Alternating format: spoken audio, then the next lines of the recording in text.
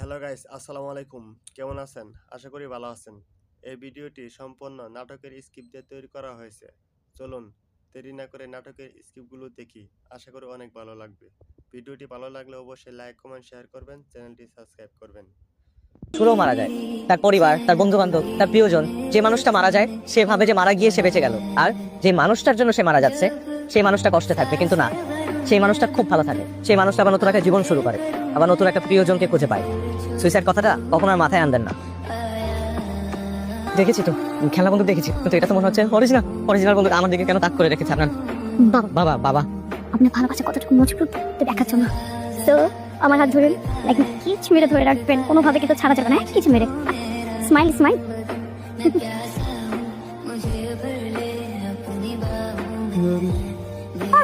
মানে গুলির শব্দ পড়ে গেছে থেকে কিছু থাকছেও জানি। বাবা, আমরা এমন একজন জামাই তো খুঁজছিলাম না? ও সাধারণ জামাই। আসসালামু আলাইকুম। সবাই আমাকে এত সুন্দর করে আপন করে নিয়েছে, আমার তো আসলে কিছুই করতে হয়নি, আমার কাজটা আরো সহজ হয়ে গেল। আমি এই জন্য আপনাকে থ্যাংক ইউ দিইনি। তাহলে আপনি সুমনের ঘরে কি সুন্দর বক্সে দিচ্ছেন, এই জন্য থ্যাংক ইউ দিয়েছি। এই সুমনটাকে খুব সুন্দর নাকি দেখতে? হ্যাঁ, আমি কি সুমনের ছবি একটা বার দেখতে পারি? অবশ্যই। সুমন তো সিঙ্গাপুরে যাওয়ার পর থেকে ওই একটা ছবি নিয়ে বেঁচে আছে, দেখে না? সুন্দর তো। মানাবে না? হ্যাঁ অবশ্যই, বেশ মানাবেন। Thank you. আমি তো আসি। Bye bye bye bye bye. Suman Suman Suman, এই এক সুমনের জন্য আজকে আমি এখানে। চিনি না জানি না একটা পরিবারের সাথে আমি।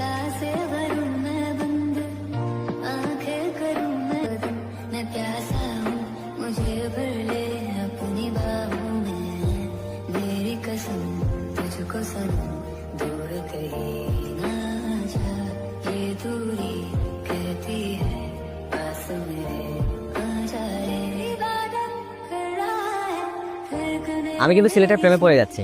কখনো আসেননি সিলেটে? না, আমি বলেছিলাম না সিলেটে আমার কেউ থাকে না, তাই আসা হয়নি। তবে এখন মনে হচ্ছে বারবার আসতে হবে। সিলেটের সৌন্দর্য দেখার জন্য? শ্বশুর বাড়ি দেখতে।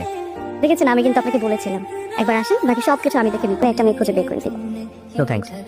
স্রষ্টা এমন সৃষ্টি একবারই তৈরি করেন, খুব যত্ন করে তৈরি করেন, দ্বিতীয়টি আর হয় না। কিন্তু দুর্ভাগ্যবশত সে মানুষটা আউট অফ স্টক। আপনি তো দেখছি খুব শৈল্পিকভাবে ফ্লার্ট করতে জানেন। রবীন্দ্রনাথ তার জীবনানন্দকে একসাথে গুলি খেয়ে এসেছেন। ভুল বললেন। ফ্লার্ট আর ভালোবাসার মধ্যে আপনি সঠিক পার্থক্যটাই জানেন না। ফ্লার্ট হচ্ছে ফাস্টফুডের মতো, খেতে ভালো লাগলেও শরীরের জন্য খারাপ।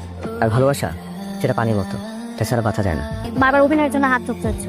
আমার তো মনে হয় হাত ধরার জন্য আপনি অভিনয় করছেন। মানে কিছু আর। আমাকে এখানেই বসবো নাকি একটু শহরের দিকটা যাবো, ওখানে ঘুরে আসবো? আমি তো চিন্তা করেছি সিলেটে পার্মানেন্টলি থেকে যাব। কিন্তু আপনি পার্মানেন্টলি এখানে কিভাবে থাকবেন? এখন তো আপনার জন্য শ্বশুর বাড়ি খুঁজে পাইনি। কেন সুমনকে বলেননি আমার জন্য মেয়ে খুঁজে বের করতে? হ্যাঁ বলেছি তো, ও আপনাকে ভীষণ পছন্দ করে। আপনি আমাদের জন্য কত কিছু করছেন, আর এই ছোট্ট একটা কাজ আপনার জন্য করতে পারবে না? আর ওর কাছে যদি আমি বড় কিছু চাই? বড় কিছু? আমি যদি ওর কাছে আপনাকে চাই সারা জীবনের জন্য, দিবে? আপনার কাছে আছে না? আমার পুতলিটা কই? আমার কলেজের টুকরা, আমার পুলিটা কই গেল? কোথায় গেছে? আমি বলতে মা, বাবা পূরণ করে। আমার একটা ইচ্ছা, আমার সেই ইচ্ছা তোমরা পূরণ করো। আমি আমার নাতনির বিয়েটা দেখে দিতে চাই। মা, তোমার শেষ ইচ্ছে যে কোনো মূল্যায়ন পূরণ করবে। আগামীকালই মাহিয়া সামির বিয়ে। ইনশাআল্লাহ। কি হলো এটা? আমি কি ভাবলাম আর কি হয়ে গেল? ভাবলাম যে 2 মাস হাতে সময় আছে, এর মধ্যে সুমন আসবে, বাবার সামনে নিয়ে যাবো, তারপর বলবো আপনার সাথে আমি ব্রেকআপ করে দিয়েছি কারণ আপনি ফ্রড ছিলেন, খারাপ মানুষ ছিলেন, এই কারণে আপনার সাথে রিলেশন রাখিনি। আর এখান থেকে কি হয়ে গেল? ঠিকই বলেছেন, আমি খুব খারাপ একটা মানুষ। আমি আসলে অনেক ভুল করেছি। ভুলগুলোর মধ্যে সব থেকে বড় ভুল হচ্ছে আমি আপনার সবগুলোর কথা শুনেছি।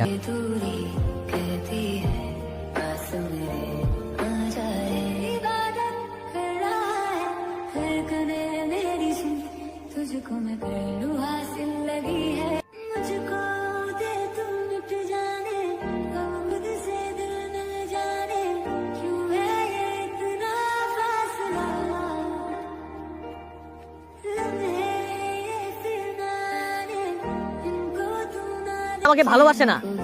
ভালোবাসি না? আপনি আপনার বাবাকে আপনার বয়ফ্রেন্ডের কথা বলেননি? বলতে চেয়েছিলাম কিন্তু বলতে পারি।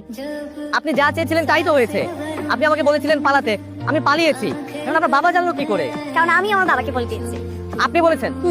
তাহলে সুমন আপনার বয়ফ্রেন্ড, যার ছবি নিয়ে আপনি ঘুরে বেড়ান? আর সেই ছবিটা আমি গুগল থেকে ডাউনলোড করেছি। এই নামে কোনো বয়ফ্রেন্ড আমার নেই। হ্যাঁ হ্যাঁ, আমি আসলে বিয়ের প্রতি ওরকম ইন্টারেস্ট। আমার ভয় লাগে বিয়ে। আমার মনে হয় যে আমি সারা জীবন স্বাধীনভাবে থাকবো, ঘুরবো ফিরবো, ফুর্তি করবো, বিয়ে করবো না। এই কারণে আসলে এত কিছু বলা। আপনার সাথে পরিচয় পর মনে হয়েছে আপনাকে তো ভালোবাসাই যায়। আর জীবন সঙ্গী হিসেবে এমন একটা মানুষকে তো মিস করতেই চাই না। আরো 2-3টা ফ্রেন্ড এসে চলেও গেছে, কিন্তু আমার মন বলছিল যে আপনি আসবেন, তাই আমি আপনার জন্য অপেক্ষা করছিলাম।